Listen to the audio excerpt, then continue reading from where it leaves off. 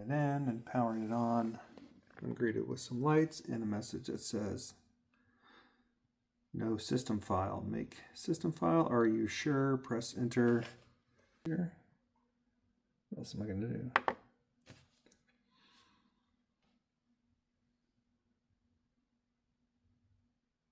Looks like it's ready to go. So I need to plug in the inputs and I guess arm the tracks, check some levels.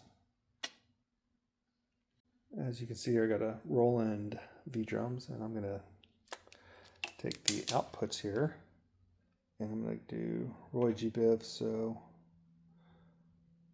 red, orange, yellow.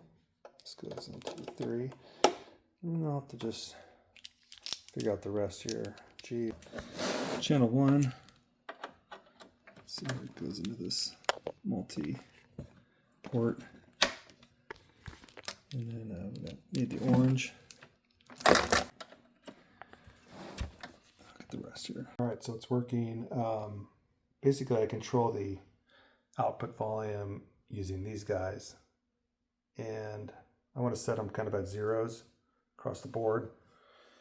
And I can still, these guys don't affect anything, the phones or the master. So these output over here to here, and then I got all of them set on live mode, and they're all turned to like 0. And then I went through and pushed in main on all those, and I made sure all these were consistent. This is a button that needed to be, let's see here, changed. There it was. This button was depressed, and when that happened, it basically doesn't output anything here, so I spent a little while trying to figure out. So you want that up. If it's down, then this light turns on. If this light's on, you're gonna have a problem hearing what's coming out of there, apparently. So now I just want to double check, make sure I'm not.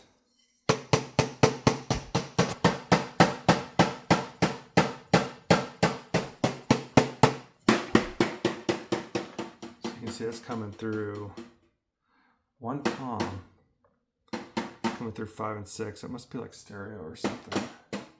It's the other tom, floor tom, other floor tom. So I have 4 toms. Cymbals. It's a left cymbal, center crash, right cymbal. It's coming in on, I guess, 7 and 8. So I recorded, what I did is I had these all over on live, so all the way to the left, had all the tracks armed with these lights red. I hit record, and then I think it was play. So I recorded it, I just created a new song. This is the next one. I'm going to try to add some music. And to do that, I think I have to hit the pairing button. So let's see. All right, so I pressed and held this until it was blinking. Then I went over to my phone and I went to the Bluetooth and looked for new devices. It said Model 12. I clicked on that. So I think now I'm connected to that. So if I move this over to here, I think it's going to come out of that channel. So I'll probably put these all to live and record all of them. So I want to first see if I can hear music out of there. So that is working. So I need to, first I'm going to arm all these tracks. So let's see how fast I can click all those buttons. There, all those tracks are armed. All of them are to live. Got the levels where I want it. So I'm going to hit the record button. So now it's recording. Now I'm going to go play the music and try to do some drums to it.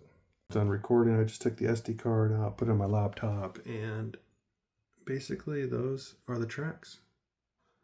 So I'm just going to drop those into, I decided to go with Samplitude Magic's really inexpensive software. And then, so this is 3 tracks at once, dropping it all there. They're going to populate on here. So you could have done all of them, and then you'll simply